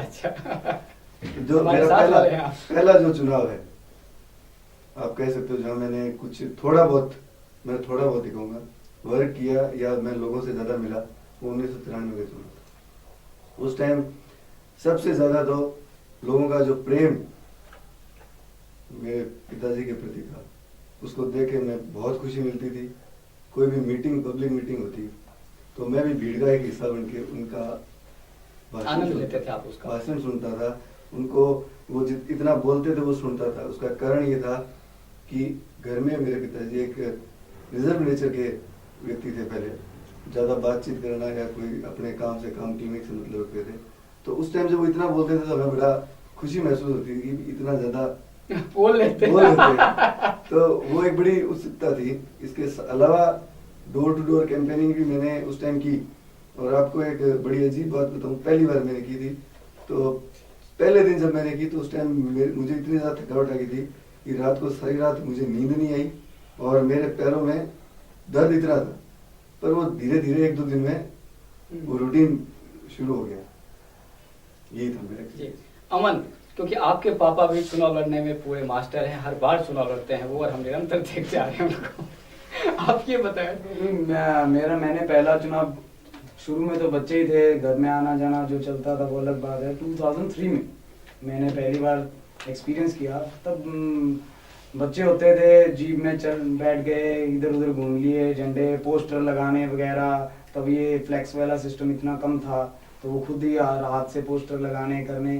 तो पहले, अब जिम्मेदारियां बढ़ गई हैं उसमें, और अब में ये फर्क है कि तब मैं 12th में होता था तब, तो वो ये एक तरह का बस माहौल होता था कि यहाँ से इधर निकल गए उधर निकल गए, नया खून नया जोश, एकदम अपने अब हिसाब से। अब सोचना पड़ता है। अब चेंज हो गया है। अब मैं यूं इस तरीके से नहीं करता, मैं मैनेजमेंट देखनी पड़ती है, ढंग से चलना पड़ता है। वो झंडे वंडे वाला वो सिस्टम नहीं है। अब जिम्मेदारियां बढ़ गई हैं। ठीक है। तो अब उस तरीके से उसमें और इसमें ये फर्क है कि अब एक जिम्मेवारी से काम करना पड़ता है, टीम वर्क देखना पड़ता है, कौन क्या कर रहा है, कहाँ जा रहे हैं, कहाँ अपने कमजोर हैं, वहाँ कैसे किया जाए, किसको वर्कर को कैसे चार्ज किया जाए, और जो प्रचार है वो किसे ढंग से कहीं कमी ना रहे। अब जिम्मेदारी आ गई तो सब कुछ एहसास हो गया। अब एहसास होता है कि हाँ की हम जिम्मेवारी है। पल्लवी, आपने कब देखा, क्योंकि आपकी मम्मी बिल्कुल चुनाव लड़ चुके हैं, पार्षद रह चुकी हैं। पार्षद का चुनाव लड़ रही थी तो मैं बहुत छोटी थी, तो मुझे बहुत गुस्सा आता था कि लोग मतलब कोई रात को ही कहते हमारे तो थाने में चलो, लड़ाई हो गई तो रात को निकल जाते थे। मम्मी पापा ने मतलब हमेशा से पॉलिटिक्स में रहे हैं, कभी हमारे तरफ ध्यान नहीं दिया। हम दोनों भाई बहन छोटे थे तो मम्मी ने राजनीति के पीछे ही मतलब हम पे कभी ध्यान नहीं दिया, इस कारण उन्होंने हमें हॉस्टल भिजवा दिया। तो हनुमानगढ़ तो कभी आए नहीं हम लोग अभी आए हैं, जस्ट अभी 1 साल ही हुआ है आए को। तो लेकिन अब पता चलता है कि हाँ उस टाइम मतलब मम्मी पापा ने कितना संघर्ष किया, मतलब अपने हम पे भी ध्यान नहीं दिया। मतलब उन्होंने लोगों के लिए मतलब हमें भी बाहर भेज दिया हॉस्टल में। मम्मी को भी कॉल करके भी नहीं पूछते थे कि हम क्या कर रहे हैं, कैसे है। तो लेकिन अब जब आए हैं यहाँ पे तो लोग जैसे घर पे आते रहते हैं, इतना सत्कार देते हैं, इतना पूछते हैं, प्यार। तो लगता है वो संघर्ष का परिणाम अब मिल रहा है। ऐसा लगता है कि हाँ, नहीं तो आज के टाइम में कौन किससे मतलब रखता है, कोई नहीं रखता। लेकिन अब पता चलता है कि हाँ कि मतलब इतना प्यार सब काफी अच्छा मतलब मिलता है। अभी जब हमारे पीछे एक्सीडेंट हुआ तो पूरा आधे सारा हनुमानगढ़ वहाँ पहुँच गया था, जयपुर, तो बहुत अच्छा लगा। फिर पापा अब इलेक्शन में खड़े हुए हैं तो पापा का इतना सपोर्ट कर रहे हैं लोग, गांव से शहर के अंदर बहुत सपोर्ट कर रहे हैं, तो काफी अच्छा लगा। तो फिर मैंने सोचा चलो पापा भी करते हैं तो सपोर्ट करते हैं, तो बहुत अच्छा लगा लोगों में जाके। भरत, आपने भी चुनाव को बड़े नजदीक से देखा है, शुरू से देखते आ रहे हैं। पहला चुनाव कैसा लगा था और क्या सीख पाया जो अब तक? चुनाव मुझे याद है उस पर समीक्षा करूं तो मैं ये कहूं कि 2003 का जो चुनाव था और 2013 के चुनाव में बहुत अंतर है। उस टाइम मैं पोस्टर लगाने वाली टीम में हुआ करता था, पोस्टर लगवाने वालों की टीम में हूँ, प्रमोशन हो गया। प्रमोशन हो गया। ठीक है, उस टाइम पे झंडी लेके मैं घुमा करता था, लोगों के घर में जाया करता था, समझाया करता था, मनाया करता था, अंकल आंटी कहा करता था और कहा करता था ध्यान रखना। ठीक है, उस टाइम और इस टाइम में बहुत अंतर आ गया। उस टाइम पे ये था कि लोगों को मनाना समझाना एक बच्चे की बात थी कि 13 साल का बच्चा, 11 साल का बच्चा, 12 साल का बच्चा समझा रहा है, वो और आज के अंदर अंतर बहुत ज्यादा है। ठीक है, तब पढ़े लिखे इतने भी नहीं थे, छठी के अंदर मैच्योरिटी पूरी आ गई ठीक है। अब जब मैं बताता हूँ कि 2 साल मुझे नौकरी करते हो गए, आईडीबीआई बैंक में मैनेजर हूँ और खुद का काम भी है, सब कुछ है। तो इन 2 सालों ने बहुत कुछ सिखाया। इन 2 सालों में मुझे आज भी वो वर्ड याद है कि जब काम शुरू किया था खुद का तो घर वालों ने ये कहा था कि एक भी पैसा घर से नहीं मिलेगा। वो 5 महीने जो थे, जब ये लगता था कि कल ऑफिस बंद, कल ऑफिस बंद, कल ऑफिस बंद, वो जब घिसे थे ना, वो उसने हीरा तराशा। अब जब बोलते हैं ना confidence, the work, the way we explore ourselves is little different, it's little beyond. जब हम आज बात करते हैं 50 लोगों को, 100 लोगों को या 500 लोगों को, 1000 लोगों को बोलने में कॉन्फिडेंस आता है। ठीक है, क्यों? क्योंकि पता है कि यार कुछ किया है, कहीं अपने आप को प्रूव किया है। आज जो 32 साल का कैरियर मॉम का है, अगर ये कहें कि 11.5 साल में 10वीं की सरोजनी नायडू का रिकॉर्ड तोड़ा, 17.5 के अंदर एमए की, राजस्थान के अंदर पहली लेडी थी, 18 के अंदर वो बतौर प्रोफेसर रही, हनुमानगढ़ के अंदर वो 5 लेडीज में से एक थी जिसे नौकरी करने का मौका मिला। तो वो सारी चीजें जब दिखती है कि कॉन्फिडेंस, जो the way confidence developed in last those years have worked out a lot, तो आज लगता है कि नहीं बहुत डिफरेंस आ गया। उस टाइम में कॉन्फिडेंस नहीं था, साथ चाहिए होता था। आज हमें पता है कि साथ चलेंगे तो कारवा खुद निकल जाए। बहुत कुछ समझ गए। चलिए एक सवाल आप वहीं से हम फिर शुरू करते हैं, क्योंकि हमने खूब सारे मुद्दे, राजनीति, दाव पेंच, राजनीतिक घोषणा पत्र सब पे चर्चा कर ली। अब कुछ चंद सवाल हैं जो काफी निजी सवाल हैं आप सबके लिए। जैसे चूंकि बाकी के फादर चुनाव लड़ रहे हैं लेकिन आपकी मदर चुनाव लड़ रही हैं, हम आपसे ये जानना चाहेंगे, आप कहेंगे कि सवाल बड़ा अटपटा है क्योंकि माँ और बाप, उनके बारे में हम कोई सवाल उठा ही नहीं सकते, उनके जो भी, क्योंकि वो हमारे संस्कार हैं। लेकिन चूंकि आदमी है, इंसान है, हम सब, चाहे हमारे माँ बाप भी इंसान है, कोई ऐसा सबसे बड़ी खासियत क्या है आपकी माता जी की जो आपको सबसे ज्यादा प्रभावित करती है? सबसे ज्यादा दूसरों से प्यार, दूसरों से स्नेह, किसी के लिए दौड़ना, किसी के लिए चलना। सबसे बड़ी बात है कि सेल्फ सर्विस जो है, लोगों के लिए चल निकलना, फर्क नहीं पड़ता क्या है क्या नहीं। पल्लवी आप बताएं। मेरे पेरेंट्स भी काफी टाइम से, लंबे टाइम से देखे जा रही हूँ उनको मैं, वो परवाह नहीं करते घर की, इन बच्चों की कभी परवाह नहीं की उन्होंने। तो अगर उनको रात को भी कॉल आए तो रात को ही निकल जाते हैं। तो लोगों के साथ उनका हंसना, बैठना, घुल के रहना, मिल के रहना, मुझे ये चीज़ उनकी इतनी अच्छी लगी कि ये चीज़ मैंने उनकी ग्रहण की। और आज मैं भी काफ़ी लोगों को ऐसे जानती हूँ, सभी साथ मेरा अच्छा बैठना, मिलना जुलना सब मेरा लगा रहता है। तो उनसे ही सीखी मैंने। अमन, उनकी सबसे बड़ी बात है पेशेंस। मैंने आज तक जसपाल सिंह जी को, मेरे फादर को, कभी गुस्सा करते हैं, आज तक मैंने उनको कभी ये नहीं देखा कि उनको गुस्सा आता है। और उनका सबसे बड़ा फर्क है कि हमारे घर का ड्राइंग रूम नहीं है, कुछ भी नहीं है, सीधा बेडरूम है, सब है। कहीं कोई भी हमारे जो समर्थक आते हैं, कहीं भी आते हैं, उनको ये नहीं है कि वहाँ बैठेंगे या कहीं, सीधा बेडरूम में एंट्री है, पापा के साथ बैठे होते हैं। तो ये उनकी सबसे बड़ी क्वालिटीज़ हैं कि पेशेंस हैं, गुस्सा कभी नहीं आता और किसी में फ़र्क नहीं रखते, चाहे कोई भी हैं, चाहे गांव के हैं, शहर के हैं, कहीं भी हैं, चाहे छोटा है बड़ा है, सब उनके ऐसे है कि सब एक जैसे हैं। अमित जी, मेरी नज़र में मेरे पिताजी की जो सबसे बढ़िया बात जो मुझे लगती है, वो उनका एक जो सपना है हनुमानगढ़ को 1 नंबर पे लाने, और जिसके लिए वो निरंतर प्रयास रखते हैं। किसानों के लिए पानी की, नहरी पानी की सुविधा, या जो समाज का जो सबसे नीचे का तबका है उस तक जो उनका जुड़ाव है, गरीब हो या अमीर हो, उसको समान दृष्टि से जो देखते हैं, ये मुझे उनकी सबसे बढ़िया क्वालिटी है। मुझे उनकी सबसे अच्छी चीज लगती है उनका सच्चा रहना। वो कभी झूठ नहीं बोलते, जो बात बोलते हैं वो सच बोलते हैं, और उसके लिए वो पूर्ण कोशिश करते हैं, उसके लिए चाहे मर मिटने के लिए उनको। ठीक है। और भूपेंद्र जी, यही सवाल आपके लिए। पिताजी की कार्य कुशलता, कोई भी कार्य करते हैं उसमें बड़े वो कुशल है, चाहे वो खेती बाड़ी का काम हो, चाहे वो पॉलिटिक्स का कोई काम हो, बड़े अच्छे ऑर्गेनाइजर है, बड़ा कोई कार्य करते हैं, उनके कार्य कुशल बहुत है। ठीक है। लेकिन अब एक बिल्कुल उल्टा हम खासियत पूछ रहे हैं।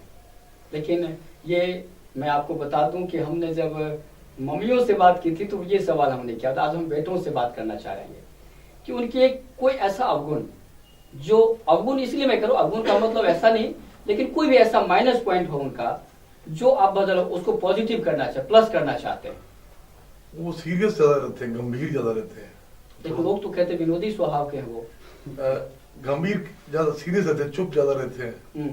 थोड़ा सा और उनको रिलैक्स रहना चाहिए, थोड़ा सा हंसना ज्यादा चाहिए। लेकिन ये तो आप गलत कह रहे हैं, क्योंकि लोग पब्लिक में जब हम बात करते हैं लोग यही कहते हैं कि साहब विनोद कुमार जी विनोदी स्वभाव के हैं, अपने नाम के अनुरूप हैं। नहीं, बहुत ही कम लोगों के बीच में वो खुल ज्यादा हंसते हैं, कुछ ही वैसे गंभीर ज्यादा रहते हैं, सीरियस रहते हैं काम के प्रति, सुबह से लेकर शाम तक अपने कोई काम के प्रति गंभीर रहते हैं। कोई हल्के फुल्के बातों चीतों के लिए समय बहुत कम रहता है, बातचीत कम करते हैं। तो मेरा तो ये उनका गुण मानता हूँ मैं, खुल जाएंगे कि उनको थोड़ा सा और ज्यादा रिलैक्स रहना चाहिए, थोड़ा रिलैक्स रहे, थोड़ा सा लाइट माइंड से काम करें, ठीक है, यदि गंभीरता कम करें। ठीक है। वो हेल्थ कॉन्शियस कम रहते हैं, सबसे बड़ी बात जो है। और उनकी जो ना कहने की आदत है, किसी को मना नहीं करते, हर किसी के साथ जैसे है वैसे चल पड़ते हैं। वो चीज मैं उनको कहता हूँ कि थोड़ा सा आपको एक हेल्थ कॉन्शियस रहना चाहिए, थोड़ा सा ना कहने का जो है कि हर व्यक्ति जो है सच्चा और अच्छा नहीं होता, आपका जो फायदा उठा के जाने की कोशिश करता है बार बार, तो उस व्यक्ति को समझे कृपा करें। ठीक है। अमित जी, वैसे तो एक अजीब सा सवाल है, पर जो मैं चाहता हूँ उनके स्वभाव में जो बदलाव है, उनके अंदर जो वैसे आप खुल के बोलो, इस कार्यक्रम देखने के बाद डांट नहीं पड़ेगी, मैं आपको पूरी आश्वासन देता हूँ। जो मेरी इच्छा है, हार्दिक इच्छा है, राजनीतिक रूप से जो बहुत ज्यादा स्ट्रेट फॉरवर्ड है वो कुछ कम हो। ठीक है। मेरी ये इच्छा है कि, और उनमें कोई कमी नहीं है, राजनीतिक रूप से जो स्ट्रेट फॉरवर्डनेस है, जो कोई आया अगर वो गलत है तो उसको कहेंगे तुम गलत है, मैं तेरी मदद नहीं करूंगा। तो ये थोड़ा सा, हम चुनाव में जाते हैं, लोगों से मिलते हैं, तो ये इस बात का हमें उलाहना मिलता है कि मैं उस दिन गया था तो आपने जवाब दे दिया। तो मैं चाहता हूँ कि थोड़ा सा मीठापन लाए, मीठापन तो काफी है, पर इस बात पे मीठापन लाए, बिल्कुल स्ट्रेट फॉरवर्डनेस है, ठीक है। थोड़ी अमन, ये सबसे ये है कि सब पे विश्वास करते हैं। और हेल्थ की जो सबसे बड़ी बात है कि जैसे अब उनके शुगर है तो वो अपने सेहत पे बहुत कम ध्यान दे रहे हैं। उनके पैर पे चोट लगी हुई है, कम से कम इतना बड़ा खड्डा है, पर उनको कोई मतलब नहीं है, मतलब शरीर पे बिल्कुल ध्यान नहीं देते। वो सबसे बड़ी एक कमी है कि शरीर बदलना चाहते हो। मैं उनको कहता हूँ थोड़ा अपने हेल्थ पे ध्यान दें, शरीर पे ध्यान दें, बाकी तो सब ऐसे। पल्लवी, क्योंकि मनीराम जी को जो जानते हैं बिल्कुल मस्त मौला इंसान है, वो टेंशन नहीं लेते बिल्कुल। बस वो क्या नाम, वैसे राजनीति में तो फर्स्ट टाइम आए हैं, मम्मा तो फिर भी एक्सपर्ट है राजनीति में, तो पहली बार आए हैं। कुछ 2 बार पहले भी हार्ट का ऑपरेशन हो चुका है, 2 बार एक्सीडेंट भी हो चुका है, तो हेल्थ को लेके भी थोड़ा वो इतना वो नहीं रहते और सीरियस नहीं लेते हेल्थ को भी, और विश्वास हर किसी पे जल्दी कर लेते हैं। बाद में धोखा देते ना, फिर बाद में सोचते हैं कि मैं, मतलब फिर भी नहीं मानते, फिर भी हर किसी पे विश्वास कर लेते हैं, आए भी हाँ चलो, बस ये थोड़ी सी है, वो बदलवाना चाहेगा। चलिए भरत, आखिरी सवाल यही है आपके लिए, सेकेंड लास्ट। जब से समझ हुई है, मेरे अंदर समझ आई है, तब से मैंने मम्मी को सुबह 6 बजे से लगे रात 12 बजे तक काम करते देखा। हमारे घर का रूटीन ये कि सुबह 6 से 11:55 ऐसा फिक्स क्लॉक के सो जाओ, ठीक है। तो मैं कई बार मम्मी को कहता हूँ कि टेक रेस्ट, थोड़ा सा आराम दो शरीर को। मानता हूँ social service is a good factor. शाम को 3 बजे के बाद आप निकल गए, कॉलेज से आए, आते ही निकल गए आप लोगों के लिए, ठीक है, आनंद विद्यालय गए, टाउन में गए, सब जगह पे गए, ठीक। थोड़ा सा आपको ही होना चाहिए 3-4 बजे 5 बजे आपने एक नैप ले ली, क्योंकि 6 घंटे या 5 घंटे जब आपकी नींद होती है तो बॉडी फील्स कि यार थोड़ा सा ड्राउजीनेस, शरीर को बिल्कुल आराम देने की जरूरत है, वो उसके प्रति वो भी लापरवाह है, जैसा कि अमन ने कहा जसपाल सिंह जी के लिए वही करिए। चलिए एक सवाल रह गया है आप सबके लिए, क्योंकि मैंने कहा कि राजनीतिक घराने की बात की, राजनीतिक पृष्ठभूमि की बात की, कि सबकी एक राजनीतिक पृष्ठभूमि है, मदर फादर किसी पार्टी जुड़े हों चाहे वो निर्दलीय हों, लेकिन एक पृष्ठभूमि सबकी है आप सबकी। लेकिन राजनीति को लोग बड़ा अजीब मानते हैं, कहते राजनीति जो है ना बिल्कुल कहते डर्टी पॉलिटिक्स के नाम से आजकल जाना जा रहा है सबको। आपको कैसा लगता है, पहले आप ही बता दें। सर मैं डर्टी पॉलिटिक्स है ना, तो कीचड़ में किसी को तो कूदना ही पड़ेगा कमल लाने के लिए, ये ऐसे तो नहीं निकलेगा। ठीक है, आप बताएं। कमल बड़े खुश हो गए अमित जी। हाँ पल्लवी आप बताएं। देश को अच्छा बनाने के लिए, उसको आगे बढ़ाने के लिए, अब उस कीचड़ में तो सही में किसी को तो कमल खिलाना किसी ही में तो पड़ेगा। रखना ही चलो पड़ेगा। सब कमल खिलाने की बात कर रहे हैं, आप बताएं। पॉलिटिक्स अच्छी है, इसमें कोई बात नहीं है। वो नजरिया है कि उसे किस तरीके से जो नेता हैं वो किस तरीके से उसे चला रहे हैं, ऐसी बात नहीं है। हाँ कुछ परसेंटेज अब ज्यादा हो गई हैं कि मेरा कहना है कि राजनीति को अगर नेता अच्छी राजनीति करता है तो वैसी राजनीति होती है। अगर उस आज उसका अगर क्योंकि नेता अगर कोई भेदभाव कर रहा है तो वैसे उसके वर्कर रिएक्ट करेंगे। आज जैसे अच्छा स्वभाव है वो कहते सबको यार साथ लेके चलो, नहीं और किसी का है कि मैंने इसकी रड़क निकालनी है तो उसके वर्कर भी वैसे ही होंगे, वही गांव में वैसे सिस्टम चलेगा, वही वार्डों में चलेगा। तो मेरा कहने का है कि अगर नेता अच्छा है तो वहाँ की राजनीति भी अच्छी शराबी होगी। को शराबी मिल ही जाता है। संगति इसलिए का मेरा असर कहना है होता कि यहाँ कई जगह हो रहा है कि जैसा नेता है वैसे उसके वर्कर हो रहे हैं, हम ऐसे कर देंगे फाड़ देंगे, वो चीज नहीं होनी चाहिए। नेता अच्छा होना चाहिए, राजनीति अच्छी है, कुल मिला के ये है कि नेता गलत होते हैं। नेता गलत होते हैं, उसी तरह से अमित जी आप बताएं। सबसे पहले तो मैं भरत जी और पल्लवी से सहमत हूँ, कमल जरूर खिलेगा, गंदगी हटेगी, इसमें कोई दो राय नहीं। राजनीति बिल्कुल भी गलत नहीं है, गंदगी नहीं है राजनीति में। कुछ एक जो नेता, उन लोगों ने इसको थोड़ा बहुत, क्योंकि सूरज को बादल ज्यादा देर तक नहीं छुपा सकते, थोड़ा बहुत करने की कोशिश की है। पर हम जो युवा हैं और जागरूक मतदाता हैं वो इसको अंधेरे को मिटा देंगे और कमल जरूर खिलाएंगे। ऋषि जी। मैं प्रोफेसर केदार और कॉमरेड सोपत सिंह जैसी राजनीति चाहता हूँ, जो निष्पक्ष आत्माराम जी जैसी भी। सहमत हूँ कि वो राजनीति ऐसी राजनीति थी साफ छवि की, जिसमें कोई जातिवाद नहीं था, कोई कुछ नहीं था, कोई भेदभाव नहीं था किसी के अंदर। चाहे वो लोग जीते चाहे हारे, वो लोग जनता के बीच में रहते थे, जनता के दुख दर्द को समझते थे। मैं चाहता हूँ वैसी राजनीति दोबारा आए हमारे हनुमानगढ़ जिले के अंदर। चलिए भूपेंद्र जी।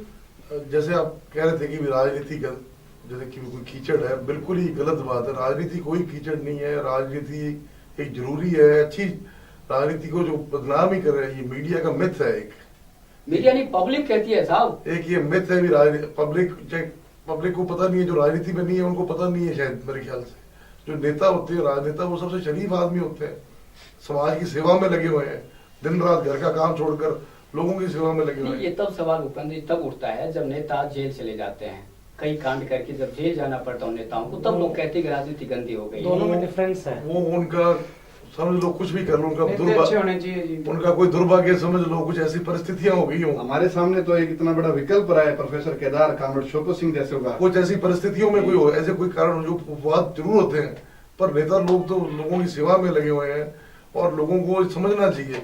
शायद मेरे ख्याल में जो ऐसी बातें करते हैं उनको पता नहीं है कि एक नेता का जीवन क्या होता है, उसकी दिनचर्या क्या होती है। शायद जो ऐसी बातें कर रहे हैं उनको पता नहीं है इनके बारे में। तो नेता तो हर वक्त लोगों की सेवा के लिए, उनकी मदद के लिए तत्पर रहते हैं। नेता अच्छा होता है तो सारी और राजनीति। मैं ये समझता हूँ कि जैसे अरिस्टोटल ने कहा था कि स्टेट की कल्पना नहीं कर सकते बिना गवर्नमेंट, तो अगर गवर्नमेंट बनानी है तो नेता तो रहेंगे ही। बिल्कुल, व्यवस्था चलानी है तो आपको राजनीतिक दल भी रखना पड़ेगा। There can be no state without government. एक चीज सो गवर्नमेंट तो बनेगी, पर नेता नेता रहेंगे। दबंग होना चाहिए। सबसे और- बड़ा ईमानदार होना चाहिए और ईमानदारी सब पे भारी है, चुनाव निशाना हमारा। और मैं यही समझता हूँ राजनीति बहुत ही बढ़िया चीज है और लोग इसको और आगे सुधरेगी और अच्छे लोग आएंगे। लोगों को समझना चाहिए, अच्छे लोगों को चुनना चाहिए। चलिए, कांग्रेस- कुल मिला के आपने देखा कि राजनीति तो बहुत अच्छी है, बाकायदा कुछ नेता गलत हो जाते हैं, और इन सब जितने भी शहजादे और शहजादी हैं का ये मानना है कि नहीं, राजनीति अच्छी होनी चाहिए, अच्छे लोग होने चाहिए। और आखिर में हम सवाल पूछते हैं आप सबसे, एक एक लाइन का सवाल है। सबकी राजनीतिक पृष्ठभूमि है और सबके पिता या माता चुनाव मैदान में है। ये वक्त बदलता रहता है और वक्त हनुमानगढ़ का भी बदलेगा, आज नहीं तो कल। एक विरासत को जो अपडेट करने की जो एक रणनीति है हमारी, एक प्रक्रिया है, वो निश्चित रूप से कल हमारे सामने आने वाला है। तो सबसे पहले भरत आप बताएं, क्योंकि आप नौकरी पेशे में हैं, क्या मम्मी की जो ये राजनीति है या पापा की भी राजनीति, पापा भी राजनीति में सक्रिय रहे हैं, आज भी हैं, तो क्या इस विरासत को संभालने के लिए आप तैयार हैं? जरूर सर। ओके, आप बताएं। पल्लवी, आप भी संभालेंगे? अमन?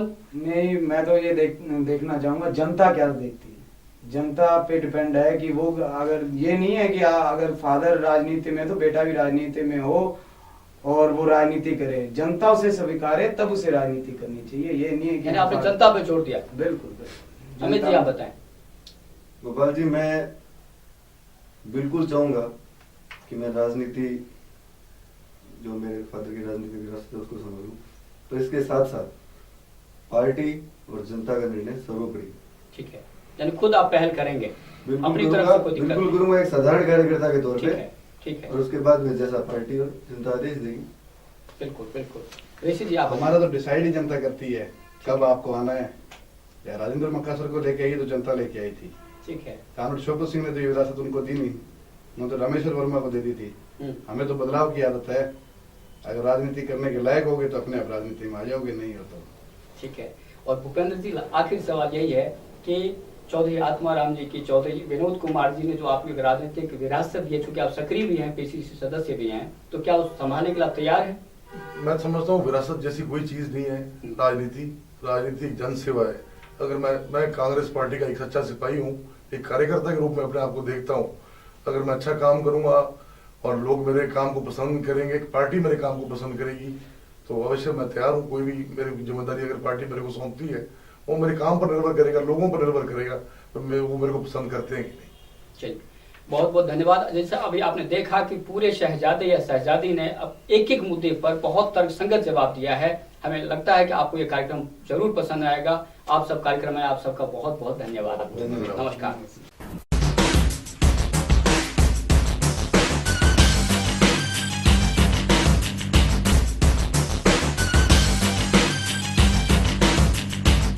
Baby happy modern PG college, a brand for quality education द्वारा स्टूडेंट्स के करियर को ध्यान में रखते हुए विभिन्न प्रकार के कोर्सेज करवाए जाते हैं, जैसे MSc, MA, BCA, BBA, BSc, BCom, BA.